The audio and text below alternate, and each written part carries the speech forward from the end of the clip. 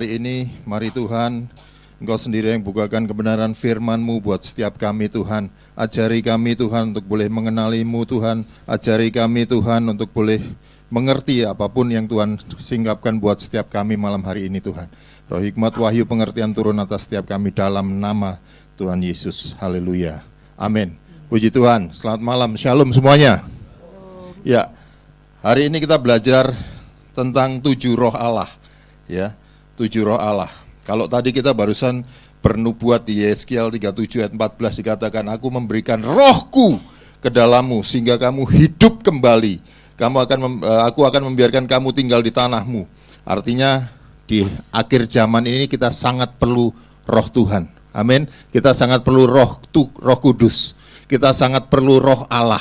Kita nggak bisa hidup tanpa roh Allah. Amin. Apalagi kalau Bapak Ibu Saudara baca tentang 7 roh Allah, ya, kalau di search di Alkitab itu cuman ada di kitab Wahyu, ya. Kitab Wahyu adalah satu kitab yang sedang kita genapi akhir-akhir ini. Amin. Kita sudah di akhir daripada akhir zaman. Wahyu adalah kitab yang sedang kita genapi, ya. Jadi kita nggak bisa hidup tanpa roh Allah, ya. Kita akan belajar malam hari ini. Shalom. Ini curang namanya ya. Kalau yang lain biasanya sendiri-sendiri, kami berdua. Tapi memang amin. Jadi memang kami pada waktu saya doa, saya dapat kalian harus maju berdua. Tapi saya diam aja. Saya nggak mau ngomong sama suami saya. Kalau memang ini dari Tuhan, Tuhan akan juga bicara sama suami saya. Dan ternyata betul, suami saya tiba-tiba bilang, kita kayaknya mesti langsung berdua deh. Biarpun orang lain sendiri-sendiri, tapi kita harus maju berdua langsung. Oh iya, puji Tuhan, amin. Malam hari ini seperti tadi yang sudah dikatakan oleh suami saya, kita akan bicara tentang 7 roh Allah seperti yang di tema yang diberikan oleh pemimpin di tempat ini. Saya ingin menggambarkan sesuatu bahwa sekarang ini kita melihat cuaca yang seringkali punya angin yang kencang banget ya. Kencang banget sampai kadang-kadang itu bisa merobohkan segala sesuatu. Ada satu pohon yang cukup besar dan kelihatan begitu kuat, begitu kokoh, begitu hebat gitu kelihatannya. Tapi satu kali ada angin kencang itu melanda dan ternyata pohon itu roboh. Orang bingung, kok bisa pohon sebesar ini kok roboh? Dia tumbang dan dia patah. Dan yang terlihat apa? Dari pohon yang begitu besar, ternyata di dalam ininya keropos. Kita mungkin selama ini sebagai orang-orang Kristen, sebagai anak-anak Tuhan, kita membangun diri kita begitu rupa, membangun pelayanan kita begitu rupa. Dan kita berpikir, oh ini satu bangunan yang kokoh. Tapi kalau tidak ada roh Allah di dalamnya, itu seperti pohon yang keropos. Sebesar apapun dia, sekokoh apapun dia, satu kali kalau angin itu datang, itu pasti akan tumbang. Jadi penting sekali di akhir zaman ini untuk kita punya ke-7 roh Allah itu. Kita tidak membiarkan diri kita jadi keropos. Saudara tahu yang bolak-balik saya dengar tentang kata keropos, itu adalah tulang yang keropos. Kalau tadi kita nubuat dengan tulang kering. Tapi ini tulang yang keropos. Biasanya dimiliki oleh siapa tulang-tulang yang keropos? Orang tua. Kita bisa membangun pelayanan begitu besar, begitu rupa. Tapi di saat kita tidak punya roh Allah, kita menua dan itu menjadi keropos. Itu hanya kelihatan besar, tapi nggak ada isinya. Dan itu menjadi sesuatu yang sia-sia. Kemarin saya lihat saya dikirimi peristiwa di Amurang, mungkin tahu ya, Minahasa Selatan, bagaimana ada erosi. Itu bangunan yang gede-gede, tinggi, tingkat, ambruk ya. Itu bayangannya kalau erosi itu kan dikeroposi bawahnya ya. Jadi nggak ada pondasi yang kuat. Jadi kita sekali lagi kita sangat perlu ketujuh roh Allah. Wahyu 1 ayat 4 ya. Dari Yohanes kepada ketujuh jemaat yang di Asia Kecil, kasih karunia dan damai sejahtera menyertai kamu dari Dia yang ada dan yang sudah ada dan yang akan datang dan dari ketujuh roh yang ada di hadapan tahtanya. Ini yang kita akan belajar, yaitu ketujuh roh ya. Sebenarnya ketujuh roh ini adalah apa bedanya sama Roh Kudus ya? Apa bedanya dengan Roh Allah? Ketujuh roh adalah sifat daripada roh itu sendiri yang seringkali ya kita terima Roh Kudus, kita dipenuhi sama Roh Kudus ya. Kita ngalami kepenuhan Roh Kudus, kita berbahasa roh, tapi kita nggak sadar kalau kita seharusnya punya sifat atau karakter ketujuh roh itu yang kita nggak pernah pakai ya. Mungkin kita belum pakai, mungkin kita pakai hanya 1, 2, 3 ya. Tapi hari ini kita belajar dari Yesaya 11 ayat 2, yaitu ketujuh roh itu sendiri. Yaitu firman Tuhan katakan, Yesaya 11 ayat 2, roh Tuhan akan ada padanya, roh hikmat dan pengertian, roh nasihat dan keperkasaan, roh pengenalan dan takut akan Tuhan ya. Ada 7 roh di situ. Roh Tuhan, roh hikmat, roh pengertian, roh nasihat, roh keperkasaan, roh pengenalan akan Tuhan, dan roh takut akan Tuhan. Jadi ada 7 roh yang kita belajar ya, dan kita mau praktekkan di akhir zaman ini. Kita pakai semuanya ini. Amin. Puji Tuhan. Kita belajar yang pertama, roh Tuhan. Silakan. Di Yesaya 61 ayat 1 kita baca sama-sama. Yesaya 61 ayat 1. Katakan, roh Tuhan Allah ada padaku, oleh karena Tuhan telah mengurapi aku. Ia telah mengutus aku untuk menyampaikan kabar baik kepada orang-orang sengsara dan merawat orang-orang yang remuk hati, untuk memberitakan pembebasan kepada orang-orang tawanan dan kepada orang-orang yang terkurung kelepasan dari penjara. Puji Tuhan. Di sini dikatakan bahwa roh Tuhan ada padaku. Dan karena Tuhan sudah mengurapi aku, telah mengurapi aku, dan Ia telah mengutus aku untuk menyampaikan kabar baik dan sebagainya. Saudara bisa baca lanjutannya lagi. Di situ dikatakan bahwa roh Tuhan itu sudah ada padaku. Amen. Karena pengurapan Tuhan sudah turun atas kita. Dan itu bukan untuk menjadikan kita superhero yang bisa ngapain sendiri, bukan. Menjadi jagoan, bukan. Karena di sini ada dikatakan dengan jelas apa tugasnya, apa manfaatnya. Untuk menyampaikan kabar baik kepada orang-orang yang sengsara, untuk merawat orang-orang yang remuk hati, untuk memberitakan pembebasan kepada orang-orang tawanan dan kepada orang-orang yang terkurung kelepasan dari penjara. Dan kalau saudara baca bawahnya, bahkan untuk memberitakan kabar baik. Jadi di sini saya melihat bahwa roh Tuhan itu sendiri sangat diperlukan untuk kita menggenapi amanat agung yang mengatakan, pergi, jadikan semua bangsa muridku. Amin. Dan baptislah mereka di dalam namaku. Ajarlah mereka melakukan apa yang aku perintahkan kepadamu. Amin. Itu pentingnya kita punya roh Allah di dalam kita. Jadi sekali lagi, kita perlu melaksanakan amanat agung di hari-hari terakhir. Fokus laksanakan amanat agung. Jangan fokus ke yang lain. Ya, sekali lagi ini perintah yang sangat penting untuk kita lakukan. Kita melaksanakan amanat agung dengan roh Tuhan yang ada pada kita. Ya, ruah Jehovah. Ya, roh Allah itu, roh Tuhan itu ada pada kita. Itu yang kita pakai untuk melayani mereka. Kami sudah hampir 5 tahun melayani tukang taman. ya. Dan ini digerakkan Tuhan untuk bikin persekutuan taman Tuhan. Ya, orang-orang tukang taman yang sudah di dalam Tuhan kita kumpulkan untuk kita bikin persekutuan. Ya, baru mau mulai, tolong bantu juga dalam dukung dalam doa. Yang saya mau cerita ketika kita mulai menjamah mereka, ya. Kita layani mereka, cek kesehatan, hal-hal sederhana, kita doakan mereka, ya. Mereka mulai, padahal saya nggak ngomong apa-apa ya. Ketika mereka didoakan secara khusus, ya. Saya cuman bahasa roh dalam hati, mereka mulai cerita, ketika cerita tahu-tahu berbesmili, ya.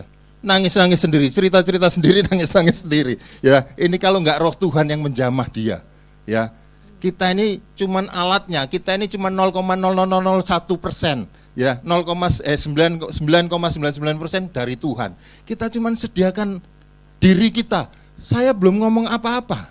Saya cuman bahasa dalam hati, bahasa roh, berbesmili, ya. Bahasa Jermannya berbesmili apa itu? Pokoknya penuh nangis, ya. Itu lawatan Tuhan, roh Tuhan menjamah dia. Ya, saya tinggal endingnya tinggal berdoa dan lawatan Tuhan terjadi. Jadi sebetulnya yang kita lakukan tuh nggak ada apa-apanya, tapi Tuhan bisa pakai kita untuk menjamah mereka semua. Saya ingat waktu kami menikah, ya, pemberkatan nikah masih di Bethany Chapel, ya, di Chapel Wedding Chapel di Bethany, ya. Kami mengundang persekutuan pemulung, ya, waktu kami menikah.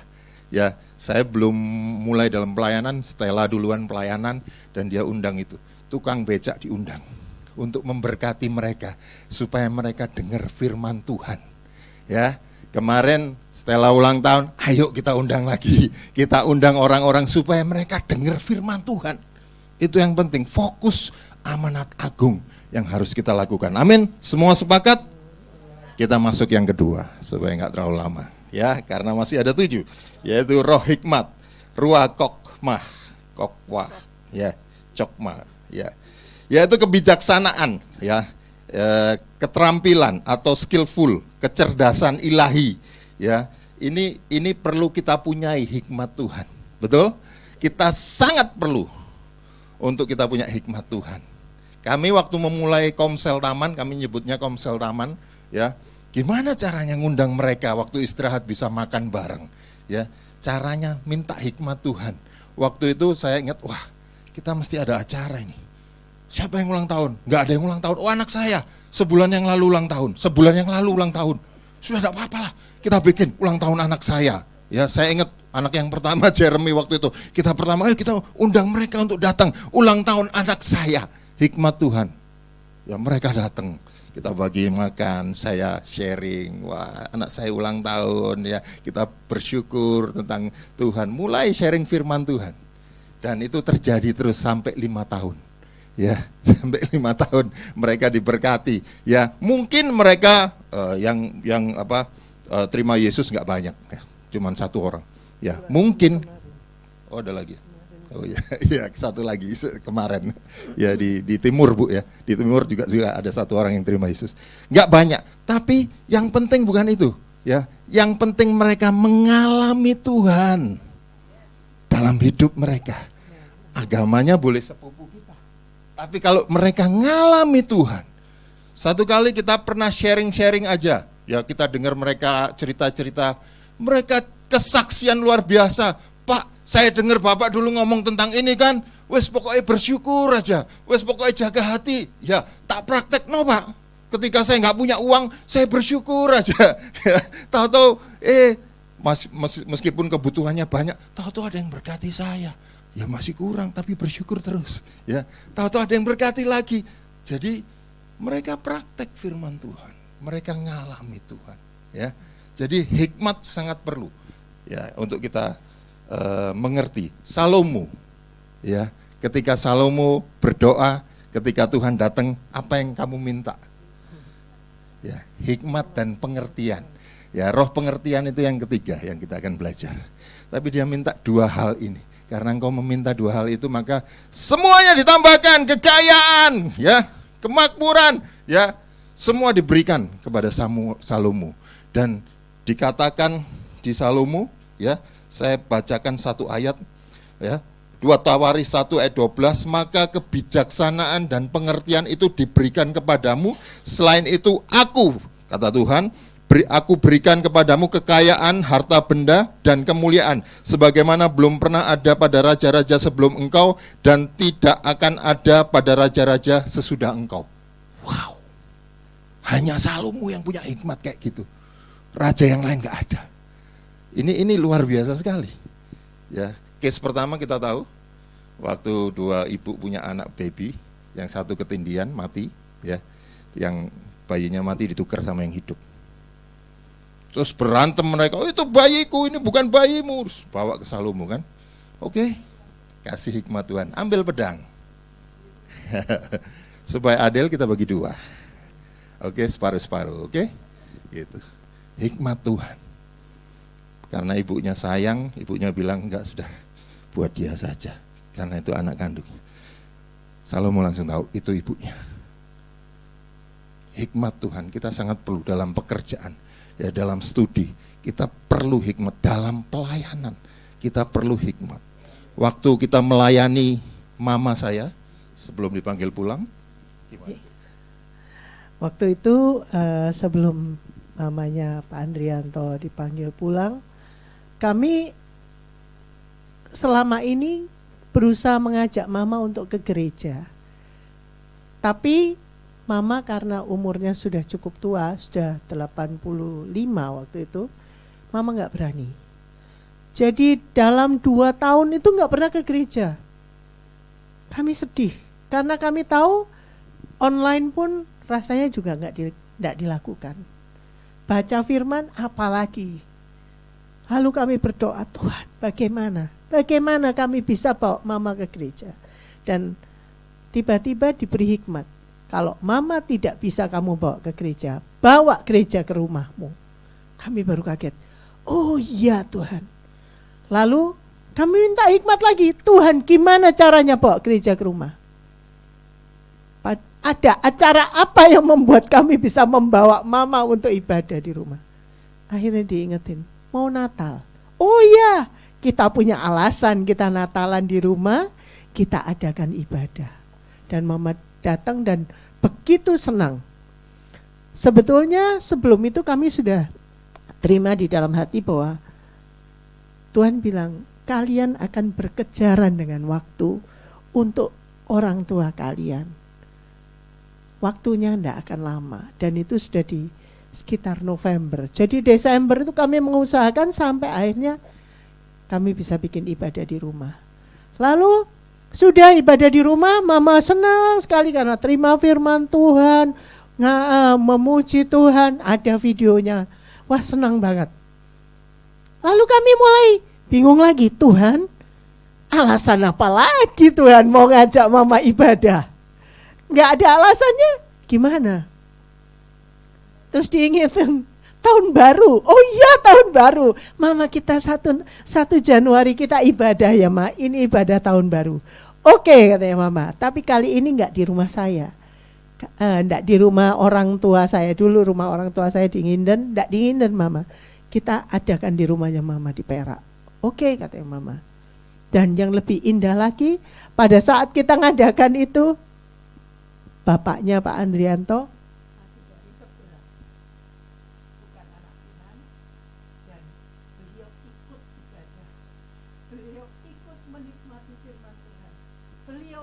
memuji Tuhan. Beliau ikut mendengarkan firman Tuhan. Hal yang sangat-sangat kami inginkan selama ini. Dia duduk di situ tanpa mau diganggu siapapun, ambil kertas pujian dan ikut menyanyi. Sampai ibadah selesai. Lalu mulai lagi, selesai ibadah sudah pulang, kami sudah senang, Tuhan terima kasih. Tuhan sekarang mau alasan apa lagi untuk ibadah? Terus diingatkan, tanggal 19 Januari, mamamu ulang tahun. Oh iya Tuhan.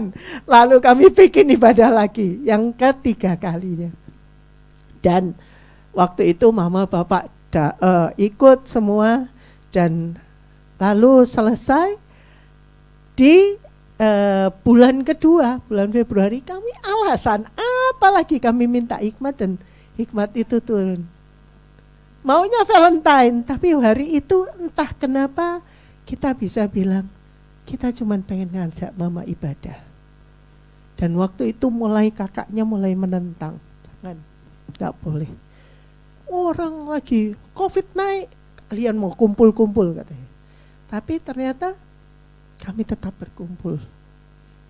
Dan itu adalah ibadah terakhir dari Mama. Karena sesudah itu hari Sabtu kami ibadah, hari Rabu Mama masuk ke rumah sakit bersama bapaknya. Berdua mereka masuk rumah sakit. Dan akhirnya Tuhan panggil pulang Mama duluan. Sesudah itu baru Bapak yang pulang. Tapi sebelum pulang, kami minta Tuhan, kami minta kemurahan-Mu. Apa yang harus kami lakukan? Dan pada waktu itu Tuhan ingatkan, kasih HP di telinga Bapak. Kalian telepon, kalian doa, kalian muji, nyembah di situ. Karena Bapak dibikin tidak sadar. Karena dipasang ventilator. Lalu sambil tidur kami doakan.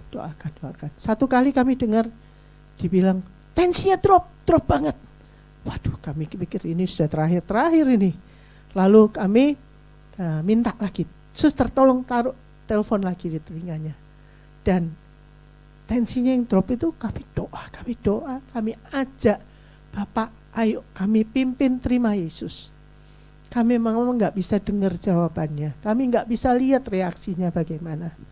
Tapi satu hal saya bilang, suami saya tanya, suster, tensinya gimana? Bapaknya tensinya naik normal katanya. Wow, kaget kami. Naik, katanya dibilang gitu. Wah, itu saya percaya itu respon hatinya. Hatinya berespon saat itu. Tapi besoknya akhirnya berangkat. Jadi sehari sesudah kami ajak terima Yesus, Bapak berangkat. Dan hal itu yang selama ini kami doakan, semuanya kami terima. Karena kemurahan Tuhan. Jadi roh hikmat sungguh-sungguh menolong, membuat kami bisa mempertimbangkan segala aspek apa yang kami hadapi itu dengan lebih baik. Iya, saya nambahin sedikit. Kalau berdua kan enak ngingetin kalau ada yang lupa kan. Jadi bapak saya tuh bulan Desember itu tahu-tahu bangunin mama saya. Ini lagunya bagus ini. Ini lagunya bagus ini. Jadi ada satu lagu, bapak saya memang suka lagu-lagu barat, ya. What a friend we have in Jesus. Jelas sekali. Yesus sahabat sejatiku, ada versi Indonesianya juga, ya. Waktu Januari itu Bapak malah putarkan YouTube-nya, ini lagunya bagus, tunjukin ke kita semua, ya. Kita ibadah sama-sama ketunjukin. Jadi sebetulnya Bapak sudah ngalami, bukan itu aja, sebelumnya juga. Cuman kalau cerita panjang banget. Saya ajak buka Keluaran 31 ayat 2 dan 3, ya. Waktu Salomo membangun bait Allah, ya. Waktu Salomo bangun bait Allah dikatakan, lihat, kata Tuhan, telah kutunjuk Bezaleel bin Uri bin Hur dari suku Yehuda, dan telah kupenuhi dia dengan roh Allah, dengan keahlian dan pengertian dan pengetahuan dalam segala macam pekerjaan. Ada dua hal di sini yang sifat daripada roh Allah, yaitu hikmat. Hikmat itu bicara juga keahlian, skillful yang saya tadi bilang, ya, keterampilan, juga pengertian atau pengetahuan, ya. Jadi ini juga bicara tentang roh pengertian. Roh pengertian itu kita bisa mengerti hatinya Tuhan. Dengan roh Allah memampukan kita bisa meraba yang Tuhan rasakan, yang Tuhan sedang alami. Kita bisa ngerti apa yang orang alami. Kadang kita ngalami perlakuan yang enggak adil dari orang lain, tapi kalau Tuhan kasih roh pengertian, kita bisa paham, oh, orang itu sedang ngalami ini. Saya mengerti, meskipun saya diperlakukan yang enggak baik, tapi karena ada roh pengertian di kita bisa mengerti. Ya, ini yang perlu kita pakai. Juga roh pengertian bicara tentang mengerti diri sendiri. Ya. Mengerti kelemahan, ya, misalnya saya kelemahannya di kesombongan. Mengerti kelemahan saya kesombongan, ya. Saya rutin melayani di satu tempat, di satu gereja, itu kira-kira sebulan sekali melayani orang-orang sederhana, ya. Melayani orang-orang sederhana. ya, khotbah di situ. Ya. Cuman ada kebiasaan yang kurang sreg di hati saya. Selesai khotbah, ya, WL-nya atau pemimpin di situ, ayo kita sama-sama tepuk tangan, bilang terima kasih Pak Andrianto. Saya rasanya risih ya. Saya bilang terima kasih ke Tuhan, gitu. Tapi mereka nggak mau berubah dan yang melayani di situ nggak berubah. Ya sudah, saya menyingkir ketika habis khotbah, saya ke kamar mandi lah, saya keluar lah. Jadi mereka nggak bisa lakukan itu. Supaya kita jaga hati. Ada pengertian dalam hati kita. Kalau kita jatuh di situ, bagaimana supaya kita tuh tidak bisa jatuh di situ? Ya, ada roh pengertian yang memampukan kita di hari-hari terakhir itu. Ini untuk menjadi pasukan terdahsyat di akhir zaman. Amin. Puji Tuhan. Ya. Saya dulu kuliah di Bali, ya. Saya kos di sana ya, di Bali. Satu kali mama saya datang, ya. Seperti biasanya layaknya ibu-ibu, begitu datang ke kos-kosan, lihat baju kotor saya diambillah dan mulai dicuci. Saya bilang nggak usah dicuci. Masa datang ke sini mau liburan cuci baju, ya. Tapi tahu-tahu turun roh pengertian. Ini mamamu mau menunjukkan sayangnya kepadamu. Ya, meskipun saya rasanya aduh sudahlah nggak usah. Tapi akhirnya ya sudah. Itu caranya menunjukkan cintanya kepada anaknya. Saya biarin dia nyuci. Selesai nyuci baru kita jalan-jalan di Bali. Jadi roh pengertian untuk kita bisa mengerti apa yang perlu kita lakukan. Next.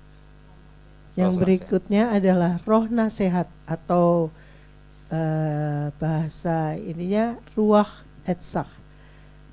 Dan roh nasihat ini itu kalau ada di dalam kita, itu bisa memberikan masukan, pertimbangan, saran yang baik bagi orang lain.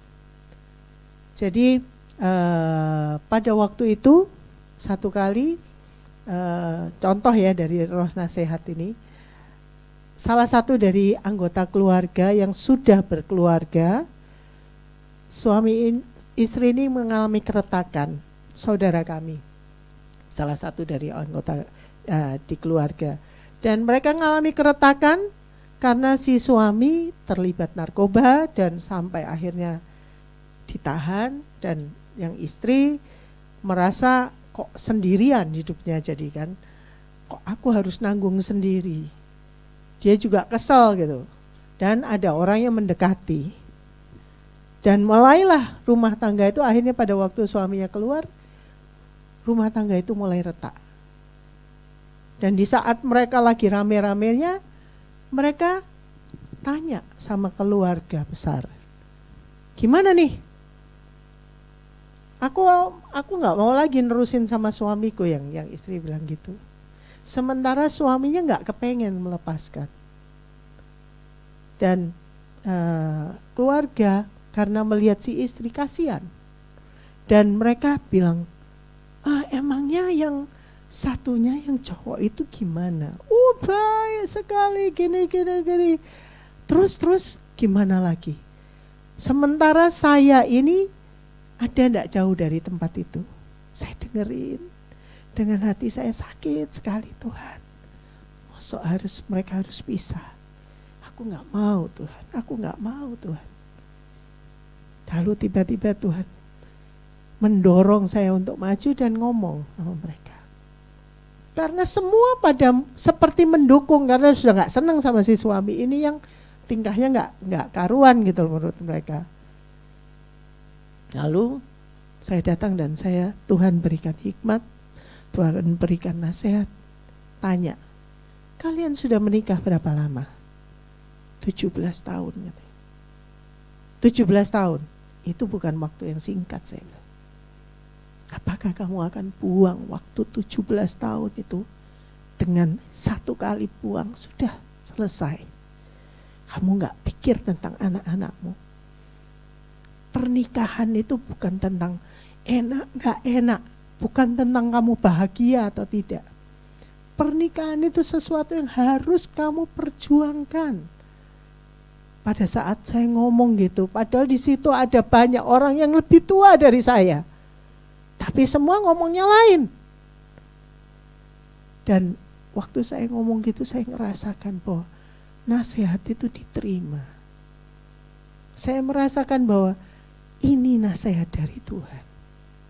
Dan akhirnya pada waktu itu si suami istri memutuskan, oke, kita ngobrol di depan dulu. Karena tadinya mereka di dalam, kita ngobrol di dalam. Terus mereka bilang, kami mau ngobrol berdua di depan.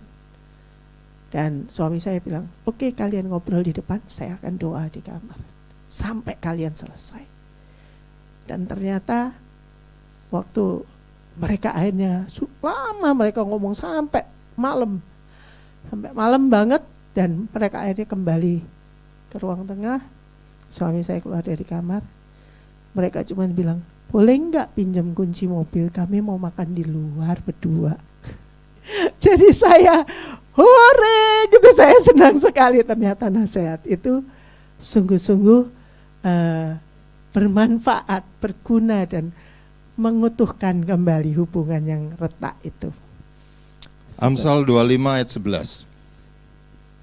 Perkataan yang diucapkan tepat pada waktunya adalah seperti buah apel emas di pinggan perak. Amin. Jadi kalau perkataan kita itu tepat, itu sangat berharga, seperti buah apel emas di pinggan perak. Sangat berharga. Gimana supaya perkataan kita tepat? Ada roh Allah, ada roh nasihat dalam hidup kita. Amin. Anak-anak muda siap konseling, meskipun yang dikonseling lebih tua dari kita, ya. Dulu Stella pelayanannya adalah konseling, yang dikonseling udah menikah, ya. Dia ada masalah gini, begitu ditanya, loh, ibu sudah keluarga belum? Belum. Tapi ada roh hikmat atas kita, ya, yang ngajarin kita apa yang kita yang perlu dikatakan, ya. Saat konseling kuncinya gampang. Dalam hati tanya Roh Kudus, apa mesti ngomong apa dan sebagainya, nanti Roh Kudus ajarin. Ya, saya dapat rema pertama kali waktu saya bertobat, ya, terima Yesus, itu Mazmur 32 ayat 8. Aku hendak mengajar dan menunjukkan kepadamu jalan yang harus kau tempuh. Aku hendak memberi nasihat, mataku tertuju kepadamu, kata Tuhan. Ini rema yang pertama kali saya dapat. Ya. Pertama kali saya dapat. Ya. Satu kali kita kenal penjual tukang koran, ya, penjual koran di sekitar rumah, di bundaran sini, bundaran tol, ya, suami istri, ya. Akhirnya kita dekat, ya, singkat cerita, sangat dekat itu suami istri sampai sama semua keluarganya, ya. Satu kali Stella dapat roh nasihat, ya, ketika dia membantu di rumah, dia pulang, Bu, ini ada kacang satu, saya kebetulan dapat bingkisan gitu, ya, ada dari kantor, ya, ini ada kacang sama minyak, Bu, pulang goreng, Bu, ya, doa dulu tapi, ya, minta hikmat Tuhan, terus jual, Bu. Dia goreng kacang itu, ya, dan dia mulai jualan, laris. Sekarang bukan cuma jual kacang, sekarang banyak, ya, pengusaha kacang. Dipesen 2 kilo, banyak orang-orang tuh pesen dari mobil-mobil, dari Sidoarjo pesen kacangnya. Dia tetap jual koran, tetap, ya, tapi dia ngembangkan sekarang jual kacang, jual rempeyek, jual apa, botok. Hauce itu. Nanti kawan-kawan kita coba. Ya, next.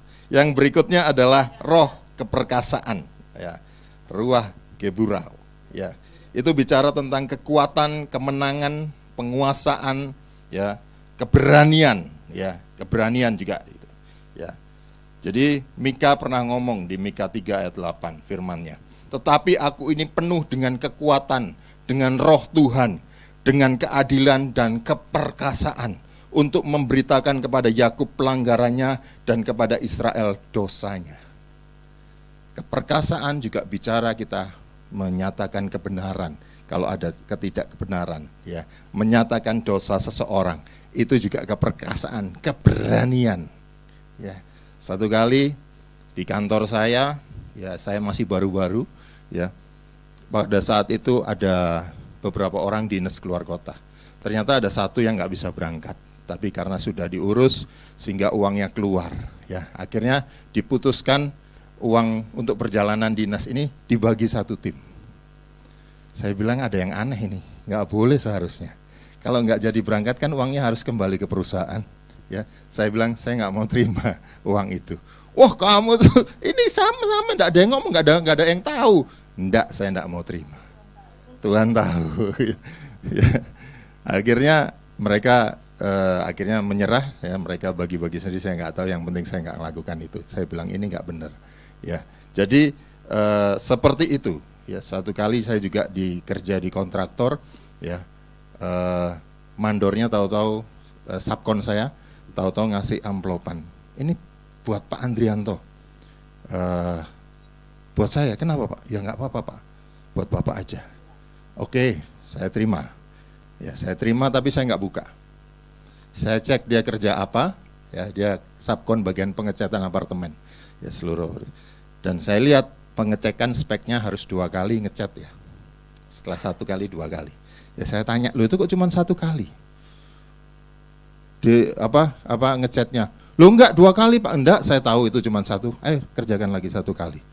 Ya dengan bersungut-sungut tukangnya kerja lagi. Ya besoknya mandornya saya bilang, Pak ini uang belum saya buka, saya kembaliin. Tolong kasihin ke pegawainya supaya mereka mau kerjakan sesuai spek. Jadi juga ada hikmat bagaimana kita menghadapi supaya mereka juga enggak sampai tersinggung. Ya, jadi sekali lagi kita perlu roh keperkasaan. Tanggal 5 kemarin kebetulan di sini saya ngisi 2 kali, tapi sebelumnya tanggal 3, tanggal 4 itu kami di luar kota. Ya, di luar kota nggak jauh sih, dekat.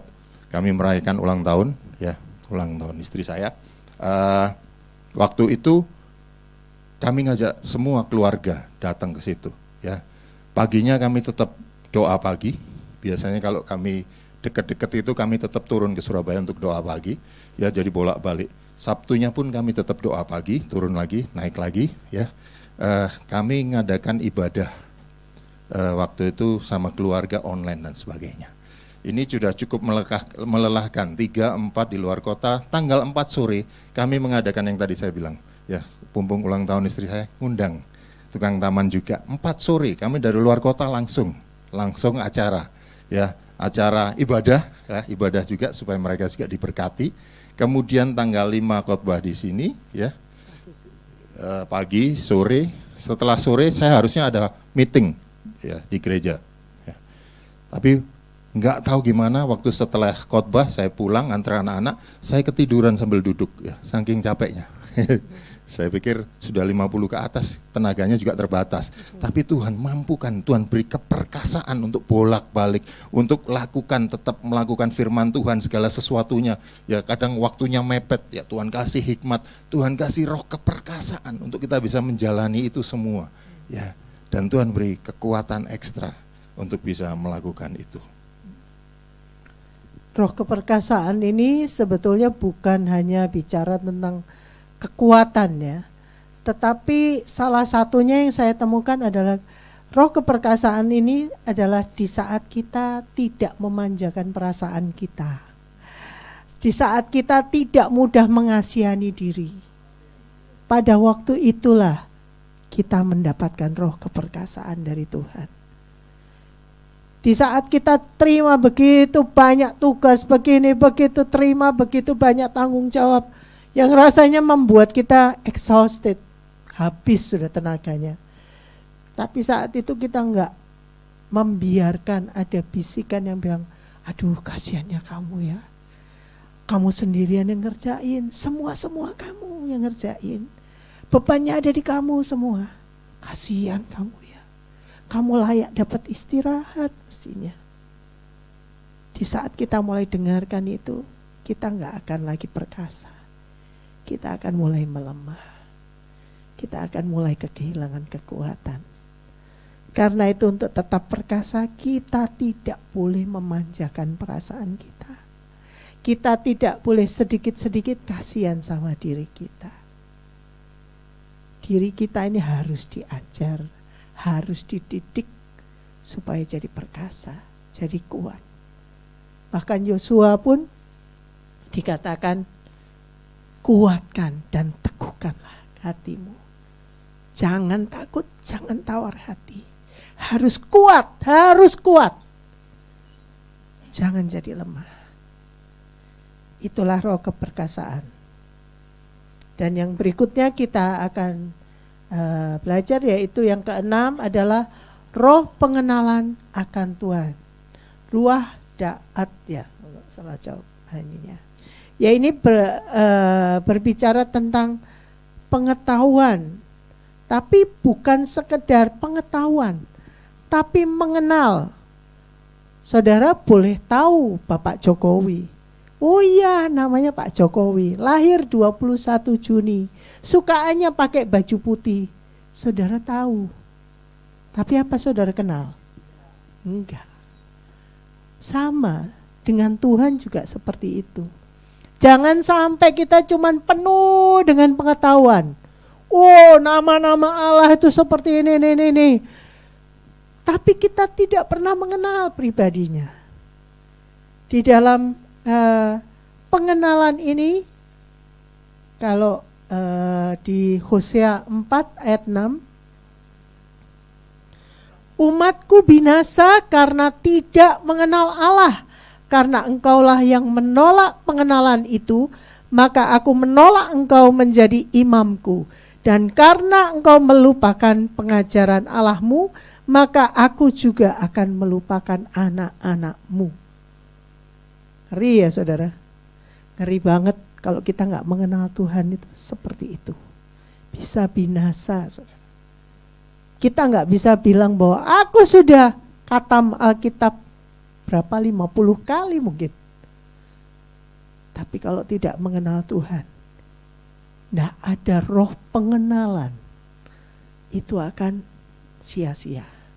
Itu akan percuma. Karena itu roh pengenalan ini, di dalam roh pengenalan ini ada unsur relationship, ada unsur bergaul karib dengan Tuhan. Mengenal Tuhan hari ini senang apa ya? Tuhan lagi kepengen apa ya? Itu kita bisa mengenal. Kalau kita membiasakan diri bergaul karib dengan Tuhan, itu akan kita terima. Jadi jangan puas dengan segala pengetahuan saja. Hiduplah dalam pengenalan akan Tuhan. Hiduplah kenali hati Tuhan, selera Tuhan, keinginan Tuhan, bahkan mimpinya Tuhan itu apa. Mari kita kenali. Selanjutnya. Terus punyai haus lapar akan Tuhan, terus selidiki firman Tuhan untuk mengenal Dia lebih lagi. Ya, waktu saya menyiapkan firman Tuhan ini, Tuhan bicara banyak, ada kaitannya juga sama jemaat, ketujuh jemaat. Ya, ternyata itu sangat berhubungan. Ketujuh roh Allah ini ada hubungannya dengan ketujuh jemaat. Ya, dari ketujuh jemaat yang terakhir saya lupa, yang Laodikia kalau nggak salah ya. Itu bagaimana ada roh nasihat di situ. Nanti kita selidiki lebih dalam. Kalau dijelaskan jauh waktunya nggak cukup gitu ya. Oke, lanjut singkat. Yang terakhir, roh takut akan Tuhan. Ya, bicara tentang menghormati Tuhan. Ruah da'at, pengetahuan juga, takut, hormat dan respek karena cinta kepadanya. Amin. Bukan takut karena ketakutan, takut dihukum. Kita takut akan Tuhan itu hormat, respek karena kita mencintai Dia. Kalau kita sudah melayani sekian lama, kita sudah bergaul sekian lama, kita sudah punya kedekatan dengan Tuhan, kita sudah mulai dengar firman Tuhan, dengar perkataan Tuhan.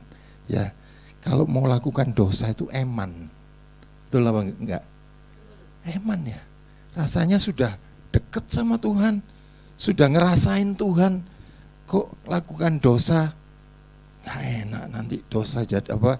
Dosa itu kan membuat pemisah, ya. Yesaya 59 ayat 2, tetapi yang merupakan pemisah antara kamu dan Allahmu ialah segala kejahatanmu, dan yang membuat Dia menyembunyikan diri terhadap kamu ialah sehingga Ia tidak mendengar ialah segala dosamu. Jadi kejahatan kita, dosa kita ini membuat kita jauh dari Tuhan. Ya, kalau kita selama ini sudah terima perjanjian Tuhan, kita sudah pentahiran, kita sudah terima roh Allah, 7 roh Allah dalam hidup kita. Ya kalau kita lakukan dosa itu rasanya, enggak lah, ya eman, aku sudah di dalam Tuhan. Dan tentu saja itu menyakiti hati Tuhan. Ya, jadi enggak sejahtera. Dan yang terakhir, ya mungkin kesaksian, mungkin istri saya nanti nambah, yaitu waktu kita ngomong, kita harus juga hati-hati, jangan sembarangan. Terutama ngomong lewat HP atau alias chatting. Ya, saya sering ditegur. Ya, ngomong lewat HP itu kan chatting ya. Itu sering saya sudah bercanda sama teman atau sama keluarga. Kayak saya sudah siapkan, ini lucu kalau saya kirim ini. Ternyata membuat tidak sejahtera. Ya, belum saya kirim, iya enggak. Ini tidak benar ini, saya nggak mau kirim. Ini bikin tidak sejahtera, bikin Tuhan sedih nanti.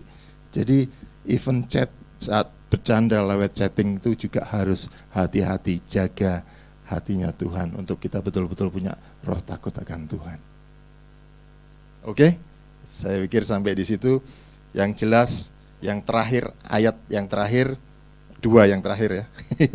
Yohanes 4 ayat 34. Maka kata Yesus kepada mereka, makananku ialah melakukan kehendak Dia yang mengutus aku dan menyelesaikan pekerjaannya. Setiap kita perlu menyelesaikan pekerjaan Tuhan yang Tuhan sudah berikan kepada kita. Dan di Yohanes 9 ayat 4, kita harus mengerjakan pekerjaan Dia yang mengutus aku. Selama masih siang, akan datang malam di mana tidak ada seorang pun yang dapat bekerja. Amin. Ini masih bisa, ini masih mungkin bukan siang, sudah mulai sore, ya, tapi kita masih bisa bekerja. Kerjakan dalam ketaatan, dalam ketepatan. Kita perlu menyelesaikan. Kita nggak bisa menyelesaikan tanpa ke-7 roh Allah. Kita sudah diperlengkapi dengan ke-7 roh Allah. Ayo kita pakai semua itu. Kita telah diurapi, kita telah diutus untuk menyelesaikan pekerjaannya. Amin. Kita pakai ke-7 roh Allah dalam pekerjaan, dalam studi, dalam pelayanan, apapun kita maksimalkan supaya nama Tuhan dipermuliakan. Istri saya akan tutup dalam doa.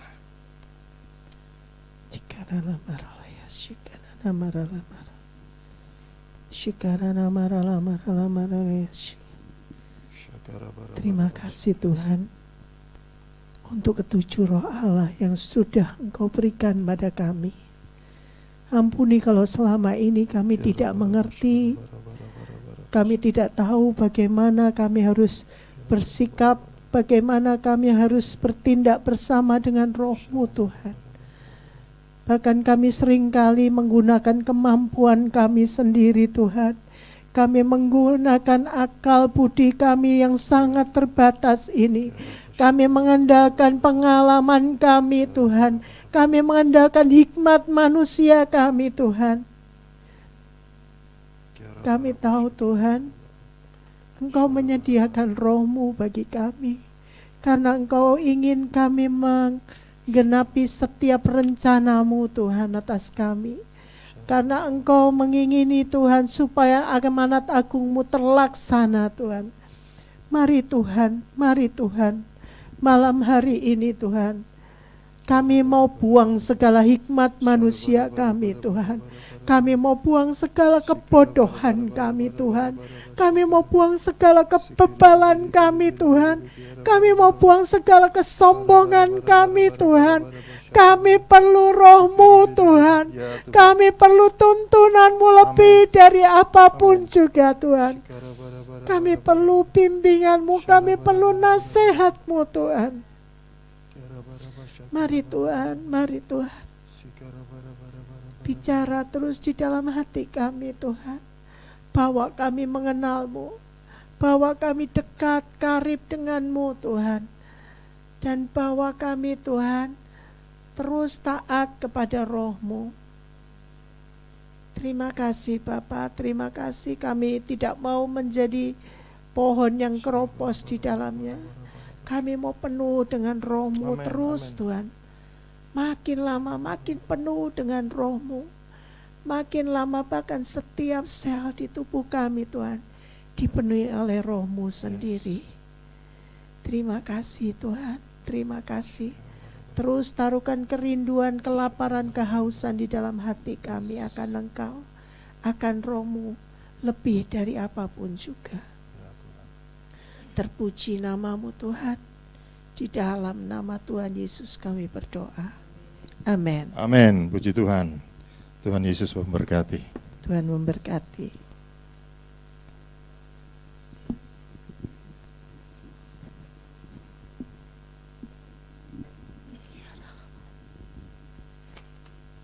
Bawa daku.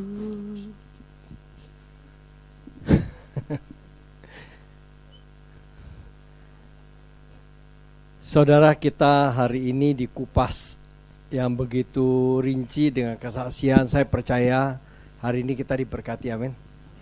Ya, jadi sering-sering ya Pak Adrianto bersama Ibu ya. Itu duet luar biasa.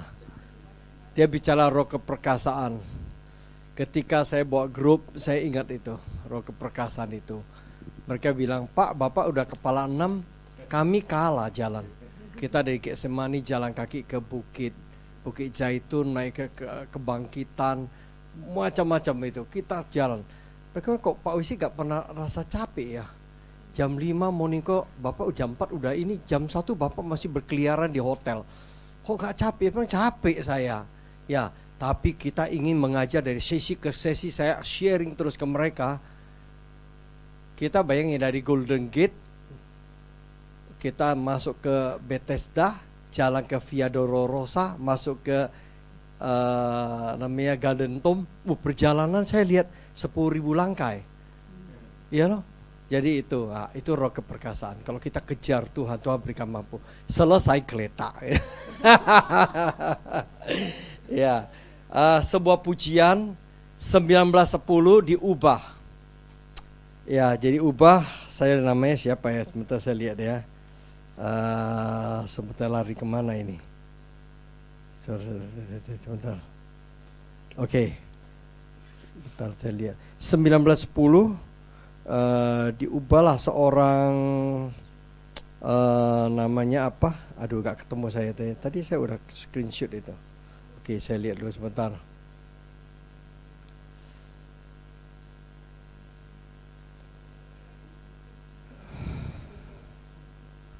Lari kemana? Sebentar.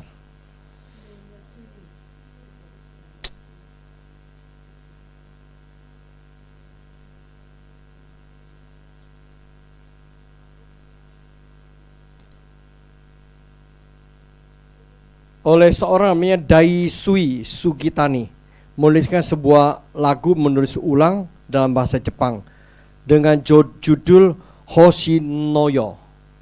Hoshinoyo, What a Friend We Have in Jesus.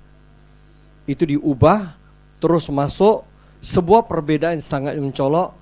Lagu ini dalam bahasa Batak Isedo Ale Aleta. Itu untuk orang kematian. Setiap pemakaman itu rata-rata nyanyi lagu ini. Tapi di Jepang, lagu ini dinyanyi setiap pernikahan resepsi. Itu sangat bercolok. Di dalam rumah sakit, oleh orang-orang Spain, France, kalau dia besuk orang sakit, mesti nyanyi lagu ini. Jadi beda ya. Yesus datang dalam setiap musim. Kita butuh seorang sahabat sejati. Oke, main dikit. Kita tutup dengan lagu ini ya. Mana? Udah belum? Enggak, udah belum? Waduh, ini kok lagu Bataknya sih ya. Isedo ale aleta na soolomu baik. Ini lagunya Bu Dorta. Ale alena sumur. Ale alena sumur itu sahabat sejati. Ima Tuhan Yesus ai torope ale ale nadi